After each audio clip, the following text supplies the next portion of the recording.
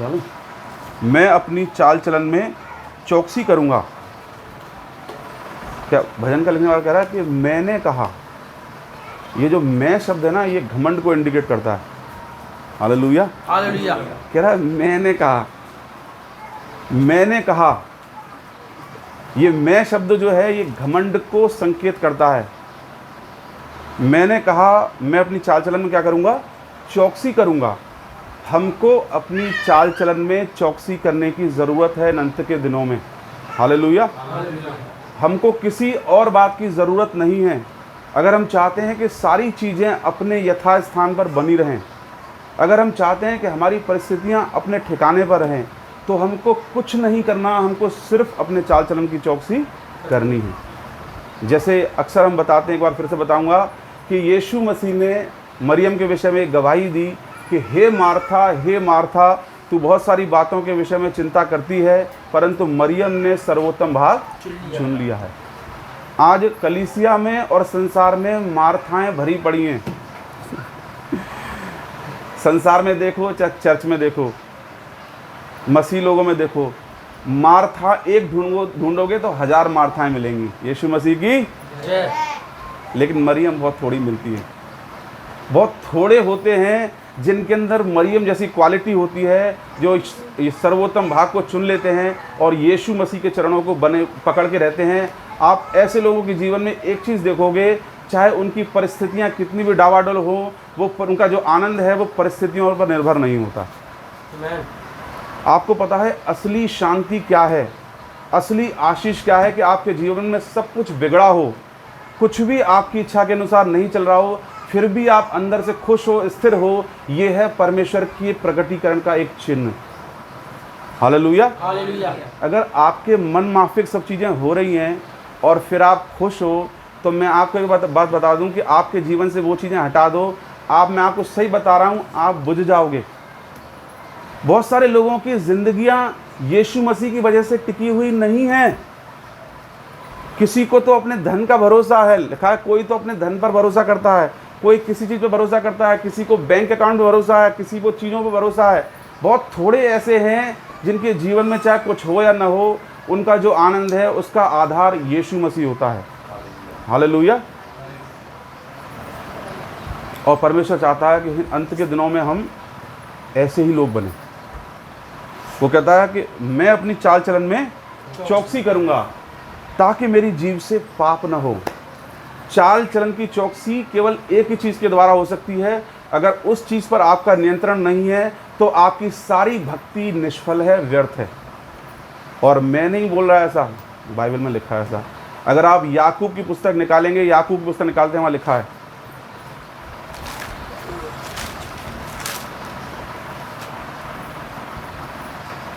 अगर किसी को वचन मिल जाए तो मुझे बताए कि सारी भक्ति व्यर्थ है। अगर किसी को अपने मुंह पर कंट्रोल नहीं है तो। हाँ, 1:26 कोई भी जन पढ़े। यदि कोई अपने आप को भक्त समझे और अपनी जीभ पर लगाम ना दे, पर अपने हृदय को धोखा दे, तो उसकी भक्ति व्यर्थ है। बस, यदि किसी को अपनी जीभ पर कंट्रोल नहीं है, लगाम नहीं लगाता, तो परमेश्वर खुद बोल रहा है इस बात को, उसकी सारी भक्ति व्यर्थ है। बहुत सारे ऐसे भाइयों को मैं जानता हूँ, बहुत सारी ऐसी बहनों को मैं जानता हूँ, वो इतना बोलते हैं, इतना बोलते हैं, इतना बोलते हैं, इतना बोलते हैं, इतना बोलते हैं कि बोलते ही हैं बस, और कुछ करते ही नहीं है। क्योंकि एक कहावत है कि जो गरजते हैं वो कभी बरसेंगे ही नहीं। अगर हमारे अंदर भी अगर हमको लगता है कहीं ना कहीं ज़्यादा ओवर टॉकिंग की आदत आ रही है, ज़्यादा बोलने की, कचर कचर करने की हमारे अंदर स्पिरिट ज़्यादा काम कर रही है, तो हमको सतर्क रहना है। अगर हमारे अंदर ज़्यादा बोलने की आदत है, हम कभी भी अपने चाल चलन पर कंट्रोल कर ही नहीं पाएंगे। आपको पता है आज की 21वीं सदी का सबसे बड़ा जो क्या है, सबसे बड़ा चुटकुला नहीं, सबसे बड़ा आश्चर्य, इस दुनिया में 8 अजूबे हैं, लेकिन नवा अजूबा मैं आपको बताता हूँ कि 2 बहनें एक साथ बैठी थी और चुप बैठी थी। नवा अजूबा है ये। बहनें बुरा ना मानने, मैं केवल हंसाने के लिए बोल रहा हूँ। 2 बहनें एक साथ बैठी थी 1 घंटे तक और बिल्कुल चुप बैठी थी। ये ताजमहल से ही बड़ा अजूबा है। क्योंकि एक और किसी ने बोला था कि अगर 4 बहनें किसी काम को 8 घंटे में करती हैं तो 8 कितनी देर में करेंगी, तो किसी ने बोला 16 घंटे में, क्योंकि 8 होंगी तो बातें ज़्यादा करेंगी, काम थोड़ा कम करेंगी ना। तो क्या है, अगर हम चाहते हैं कि हम, लिखा है यदि कोई अपने आप को भक्त समझे और अपनी जीभ पर लगाम न दे तो अपने हृदय को धोखा दे तो उसकी भक्ति व्यर्थ है। यदि हमारा अपनी जीभ पर कंट्रोल नहीं है, हम कुछ भी बोलते हैं, जो मुंह में आता है बोलते हैं, तो हम अपने आप को धोखा दे रहे हैं। बाइबल में लिखा है कि न्याय वाले दिन हर एक केयरलेस वर्ड के लिए, हर एक गैर जिम्मेदाराना शब्द के लिए आपको लेखा देना पड़ेगा। अब आप सोचो, अगर आप ज़्यादा बोलते हो तो कितने लापरवाह शब्द आप बोलते हो अपने मुंह से। कई बार हम बोलते ना, ज़्यादा बातें करते हैं तो ऐसे ऐसे शब्द निकल आते हैं, बहुत सारी बातें तो झूठ बोल जाते हैं कि मैं ये कर दूंगा, मैं वहाँ पहुँच जाऊँगा, आप पहुँचो मैं आ रहा हूँ, आप ये कर दो मैं कर रहा हूँ। ऐसी बहुत सारे झूठ बोल जाते हैं बातों में, बस मैं आ रहा हूँ, मैं आ गया, रास्ते में ही हूँ। भाई घर पे बैठे हुए, अभी आपके लिए नहीं बोल रहा हूँ, मतलब एक एग्जाम्पल दे रहा हूँ, बस पहुँच गया, आधा घंटा हुआ, 1 घंटा, बस। ये एक केयरलेस वर्ड है। आपको लगता है ना कि परमेश्वर इतना पवित्र है, आपसे बहुत कुछ चाहता है, लेकिन जब हम ये चीज़ें करते रहते हैं तो इनसेंसिटिव हो जाते हैं अंदर से। आपको पता है, जब कोड का एक व्यक्ति होता है, उसकी पहचान क्या होती है, आप उसको कितनी भी पिन मारोगे तो उसको असर नहीं होगा, क्योंकि उसको कोड है, तो उसका हिस्सा क्या है, निष्क्रिय हो जाता है। जब हमारे जीवन से गलतियां होती हैं, हम उनको कंट्रोल नहीं करते, हम उनको ठीक नहीं करते परमेश्वर की मदद से, एक टाइम वो आता है कि हम क्या है, कठोर हो जाते हैं। फिर यहाँ से जब परमेश्वर का वचन बोला जाता है, हम क्या करते हैं पता है, 15 मिनट, बाकी 5 मिनट देखें। लेकिन कुछ ऐसे भी होते हैं, वो सोचते हैं और चले वचन, थोड़ा और चले वचन, उनको अच्छा लगता है, क्योंकि उनके अंदर एक भावना होती है कि हम अपने आप को ठीक करेंगे। कुछ ऐसे भी होते हैं, वो शुरू होने से पहले ही सोचते हैं कि यार टाइम पे ख़त्म हो जाए, बस अभी शुरू भी नहीं हुआ, उनके मन में ये विचार चलते हैं बस जल्दी ख़त्म हो जाए, 1-2 मिनट पहले ही ख़त्म हो जाए। ये क्या है पता है, परमेश्वर के भवन में आने के बाद भी परमेश्वर के साथ मन को लगाना नहीं। तो क्या है, राजा दाऊद क्या कहता है, वहीं चलते हैं भजन संहिता में, मैं अपनी चाल चलन में चौकसी करूंगा ताकि मेरी जीभ से पाप न हो। अगर हमारा अपनी जीभ पर कंट्रोल नहीं है तो हम कभी भी अपने चाल चलन की चौकसी नहीं कर सकते। आप देखोगे, जो आदमी, जो भाई या जो बहन ज़्यादा बोलता है, उसकी लाइफ आपको मैसअप मिलेगी, उसका जीवन आपको बिखरा हुआ मिलेगा। आप कभी भी एक दिन में बहुत बोलना, जो मुंह में आया बोलना, आप देखोगे आपके मन की शांति चली जाएगी। और आप कम बोलना, आपको अंदर से आप अपने आप को स्ट्रॉन्ग समझोगे। भाई को उठा देना फिर। अच्छा, मनन कर रहे हैं, सर सो रहे हैं। ताकि मेरी जीभ से पाप न हो। तो हम लोगों को क्या करना है, हम लोगों को कुछ नहीं करना, हम लोग चाहते हैं कि हमारा चाल चलन परमेश्वर की दृष्टि में अच्छा बना रहे, हम प्रभु में बढ़ें, हमारा जीवन अच्छा प्रभु में। हमको सबसे अधिक अपनी इस जीभ की चौकसी करनी है। लिखा है कि सारे शरीर में सबसे छोटा अंग यही है, लेकिन ये क्या है, अधर्म का लोक है। ये अधर्म का लोक है। इसी से तो हम क्या करते हैं, इसी से हम आशीष देते हैं और इसी से हम क्या करते हैं, श्राप देते हैं। इसी से बोलते हैं जय मसीह की, उसी से बोलते हैं कड़ी खाए। तो क्या हो गया, लिखा है क्या एक ही सोते से दोनों पानी आ सकते हैं? या मीठा सोता होगा तो मीठा पानी आएगा, खारा होगा तो खारा आएगा। धर्मी जन की पहचान क्या थी? लिखा है नीति वचन की पुस्तक में, धर्मी जन अपने शब्दों को बड़े ही केयरफुली अपने मुंह से निकालता है। और एक भाई या बहन अगर मुंह में कुछ भी आता है, वो बोलना है तो वो कभी भी परमेश्वर की उस धार्मिकता को पूरा नहीं कर सकता या कर सकती जिसकी कामना परमेश्वर करता है। हालेलुया। एक जगह लिखा है दानियल की पुस्तक में, मैं आपको बताता हूँ कि कितनी पावर होती है हमारी जीभ में। निकाले दानियल की पुस्तक, 10 मिनट हैं हमारे पास।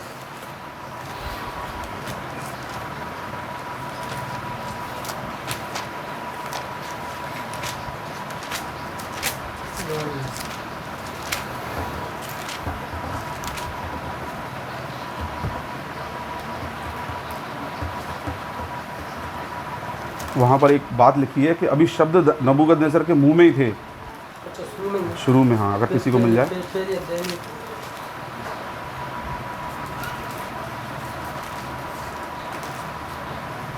जब उसने घमंड किया था,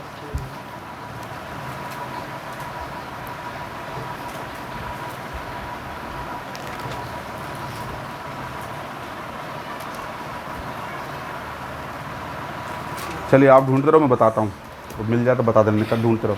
वहाँ पर लिखा है जब दानियल ने उसने राजा नबूकदनेस्सर ने देखा कि उसने इतना बड़ा एम्परर खड़ा किया, अपना एम्पायर खड़ा किया है, इतना बड़ा साम्राज्य हो गया उसका, इतना बड़ा महल है, इतनी बड़ी उसके पास सामर्थ्य हो गई है, तो एक दिन वो अपनी छत पर टहल रहा था और लिखा है कि उसने एक बात बोली। क्या बोला था? घमंड किया उसने, क्या ये सब मैंने नहीं बनाया है? उसने अपने मुंह से बोला, इतना ही बोला बस। और लिखा है वहाँ पर कि अभी शब्द उसके मुंह में ही थे कि परमेश्वर ने उसको बेदखल कर दिया वहाँ से। हालेलुया। ये है हमारे शब्दों में सामर्थ। आपको पता है न्याय वाले दिन बहुत सारे लोग, बहुत सारे भाई, बहुत सारी बहनें सिर्फ अपने शब्दों की बहुतायता की वजह से परमेश्वर के राज्य में नहीं पहुंचने जा रहे हैं। मैं अपनी चाल चलन में क्या करूंगा? चौकसी करूंगा ताकि मेरी जीभ से पाप न हो। बहुत सारे लोग सोचते हैं अरे जीभ से भी कोई पाप होता है क्या? अरे भैया इसी से ही होता है। हम इसी से ऐसी ऐसी बातें बोल देते हैं कि पवित्र आत्मा रुष्ट हो जाता है, चला जाता है। भाई जीभ से ही तो गालियां देता है आदमी। देखा है गाली देने वाले कभी परमेश्वर के राज्य में प्रवेश नहीं करेंगे, निंदा करने वाले कभी परमेश्वर के राज्य में प्रवेश नहीं करेंगे। कई बार हम लोग भी कर जाते हैं, लेकिन ये सब वचन सबसे पहले मेरे लिए, हम सबके लिए है। हम अपने आप को लिखा, यदि हम अपने आप को धर्मी समझते हैं तो हम चौकस रहें। हमको चौकस रहना है कि हम क्या बोलते हैं। आज हमने ये वचन सुना है, अब हमें परमेश्वर से प्रार्थना करनी है, प्रभु ये वचन जो सुना है केवल यहाँ पर एंटरटेनमेंट के लिए नहीं है, यहाँ से जाएं तो ये वचन पूरे हफ्ते हमारे कानों में गूंजता रहे कि हमको क्या करना है, अपने जीभ की चौकसी करनी है। जीभ के द्वारा हम अपने चाल चलन की चौकसी करते हैं, तो हमको क्या है, दोष नहीं लगाना है, निंदा नहीं करनी है, बुराई नहीं करनी है, और इस सोते से केवल आशीर्वाद देना है। कई बार आपके सामने ऐसी परिस्थितियां बनेंगी कि आप मुंह से गाली दो, गुस्सा करो, बुरा बोलो, कुछ ना कुछ गलत बोलो, लेकिन आपको अपनी उन फीलिंग्स को दबाना है और अंदर से अच्छा निकालना है, क्योंकि हमारे परमेश्वर का ऐसा ही स्वभाव है। हालेलुया। लिखा है उत्पत्ति उसके पहले अध्याय में, जब पृथ्वी बेडौल और सुनसान पड़ी थी और परमेश्वर ने देखा, तो परमेश्वर ने क्या बोला? उजियाला हो। परमेश्वर का क्या है? ये स्वभाव है। परमेश्वर बनाने वाला परमेश्वर है। तो परिस्थितियों को वो खराब देखता है तो वो उनको और ख़राब नहीं करता, परमेश्वर उनको और अच्छा बनाता है। अगर परमेश्वर आपके जीवन को देख रहा है कि आपके जीवन में कोई गड़बड़ी है, कोई कमी है, कोई घटी है, कोई बुरी आदत है जिसका आप सामना कर रहे हो, जिससे आप निकल नहीं पा रहे हो, तो परमेश्वर आपकी गर्दन पकड़ के आपको और अंदर नहीं घुसेड़ेगा। परमेश्वर की आदत है कि परमेश्वर आपको अनुग्रह देगा, आपको हाथ देगा कि आप वहाँ से निकल आओ। हालेलुया। ये हमारे परमेश्वर की क्वालिटी है। संसार में आप जाओगे, प्रभु के लोगों में भी ज़्यादा ऐसा ही होता है, डुबो उसको, थोड़ा डूब रहा और डुबो उसको। मुंह पे तो बहुत अच्छे अच्छे व्यवहार करेंगे सब, बहुत थोड़े हैं जो अंदर और बाहर से एक जैसे होते हैं। ज़्यादातर ऐसे लोग मिलेंगे आपको। सही है, गिरने दो इसको, डुबोएंगे और। लेकिन हमारा परमेश्वर युगानुयुग एक सा परमेश्वर है। उसकी आदत है, उसने देखा जब पृथ्वी बेडौल और सुनसान पड़ी है तो उसने वहाँ पर बैठ के सोचा कि मैं इसमें से क्या सुंदरता निकाल के लेके आऊँ। अगर हमारी परिस्थितियाँ बिगड़ी हुई हैं तो परमेश्वर क्या है, इसमें से कुछ अच्छा निकालेगा यदि आप परमेश्वर को अनुमति दो तो। और परमेश्वर हमसे भी यही चाहता है, क्योंकि हम परमेश्वर के लोग हैं। वो चाहता है कि कोई बात नहीं, चल, वो चाहता है कि हमारा और उसका स्वभाव एक जैसा हो, हमारा और स्वभाव उसका एक जैसा हो। मरी गिर गया, निकल गया, निकल जाए, नहीं निकलने सही है। वो चाहता है कि उसका हमारा स्वभाव ऐसा हो। हम चाहते हैं कि हम परमेश्वर के समान बने। इफिसियों की पुस्तक में भी लिखा है कि अपने परमेश्वर का अनुकरण करो। तो हम अपने परमेश्वर का अनुकरण कैसे कर सकते हैं? जब हम आपस में देखते हैं एक दूसरे के जीवन में कमी घटी है, इस भाई के जीवन में कोई गड़बड़ी है, इस भाई के जीवन में कमजोरी है, तो हम क्या करते हैं? उसकी और उछालते हैं कि हम परमेश्वर के सामने समान उसमें उजियाला बोलते हैं। कोई बात नहीं, इसके लिए प्रार्थना करेंगे। अरे भाई कौन है दूध का दला हुआ? मुझे एक आदमी दिखा दो जो दूध का दला हुआ हो, यीशु मसीह को छोड़ के। अगर इतनी भी कमी हुई ना तो कमी हुई। इस दुनिया में कोई भी एक ऐसा बंदा नहीं है जो परफेक्ट हो, सिद्ध हो।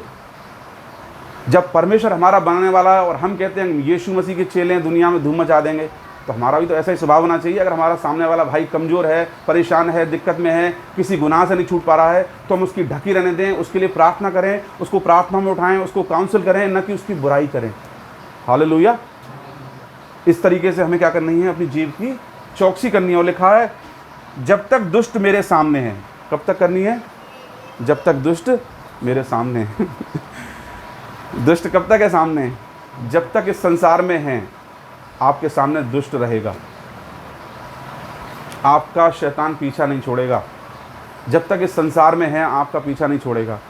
आप उठते बैठते वो आपके साथ है। जैसे परमेश्वर कहता है ना कि I am with you even to the very end of this world, इस जगत के अंत तक मैं तुम्हारे साथ हूँ। शैतान कहता है मैं क्या कम हूँ क्या, मैं भी तो साथ में हूँ, मैं भी साथ रहता हूँ तुम्हारे।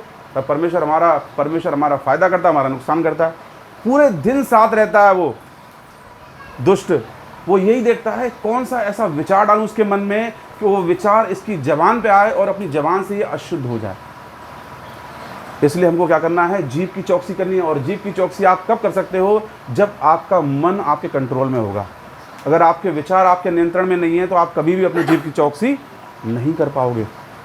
लिखा है एक जगह, जब तक दुष्ट मेरे सामने है, जब तक इस संसार में है, हमें क्या करनी है, चौकसी करनी है। जब हम एकांत में होते हैं तो हमें अपने मन की रक्षा करनी है। जब अकेले में हैं तो हमारा मन परमेश्वर के वचन पर मनन करे। जब हम किसी के साथ होते हैं, आमने सामने या फ़ोन पर बात कर रहे होते हैं, उस समय हमें अपने जीभ की चौकसी करनी है। क्या बातें निकल रही है हमारे अंदर से, किसकी बुराई कर रहे हैं।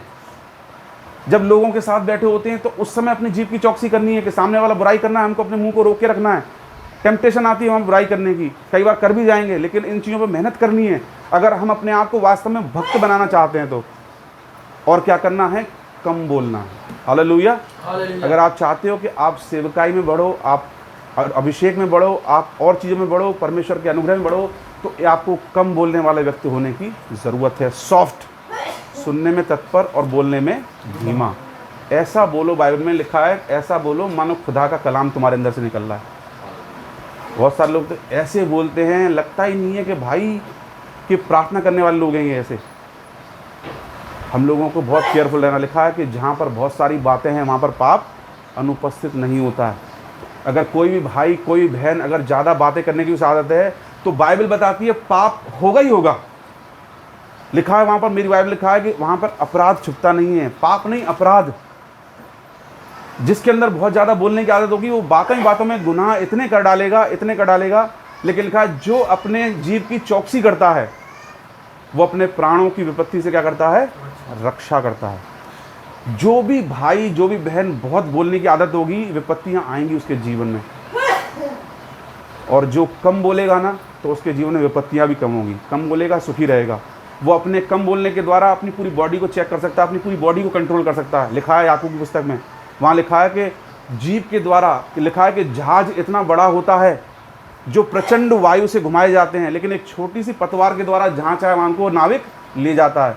और लिखा है घोड़ा इतना बड़ा जानवर होता है लेकिन वो चलता किससे है, लगाम से। उसी तरीके से हमारे शरीर में सबसे इंपॉर्टेंट चीज़ होती है जीभ। आप कभी बताओ, घोड़े को जब आप दौड़ा रहे हो और घोड़ा बिगड़ जाए तो उसकी पूंछ पकड़े कंट्रोल कर लोगे उसको? पीछे से ही दो लाते ऐसी देगा कि 2 किलोमीटर पीछे और फेंक देगा। घोड़ा, अगर घोड़े को आप कंट्रोल करना चाहो तो आप घोड़े को या तो हाथ जोड़ो कि भैया कंट्रोल हो जाए, या उसके पैर पकड़ो, ऐसी दुलत्ती देगा कि आगे जाएगा पीछे और फेंक देगा। उसको कंट्रोल करने का एक ही तरीका है, क्योंकि उसके अंदर पावर होती है बहुत। ऐसी हम इंसानों के अंदर बहुत पावर होती है, हमारे रास्ते बहुत सामर्थ्य होते हैं, लेकिन हम अपने जीवन की चौकसी केवल जीभ के द्वारा ही कर सकते हैं। जैसे उस घोड़े को कंट्रोल करना है तो खाली लगाम खींचनी है, थोड़ी कंट्रोल हो जाएगा।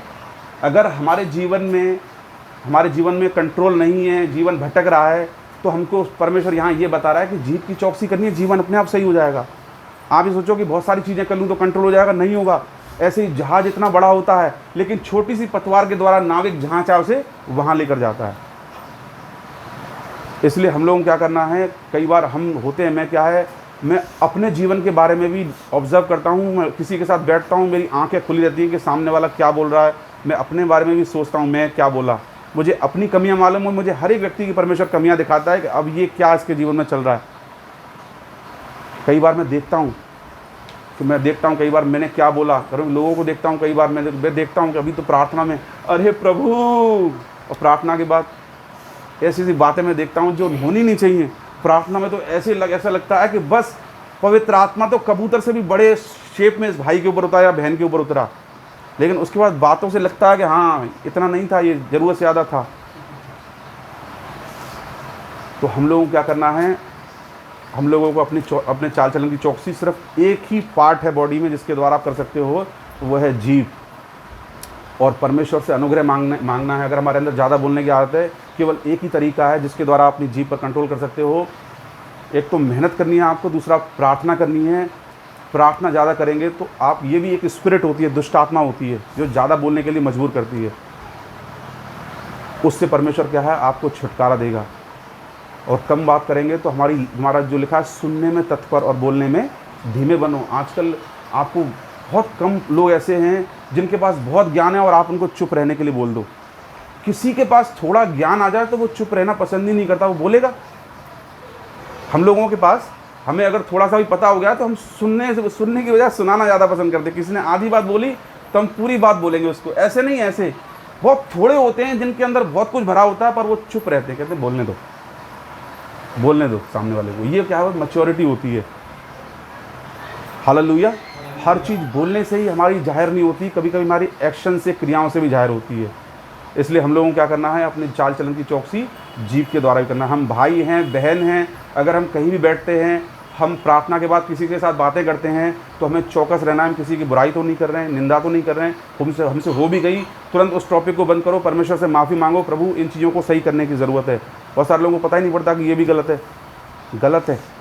इस सोते से लिखा है, केवल मीठा जल आना चाहिए, केवल आशीष वचन होने चाहिए। और जब इस तरीके का हमारा जीवन होगा तो हम परमेश्वर की इच्छा के साथ साथ चलेंगे। परमेश्वर हम सबको आशीष दे। हम सब अपनी आंखों को बंद करें, आइए उदयवीर प्रार्थना करें।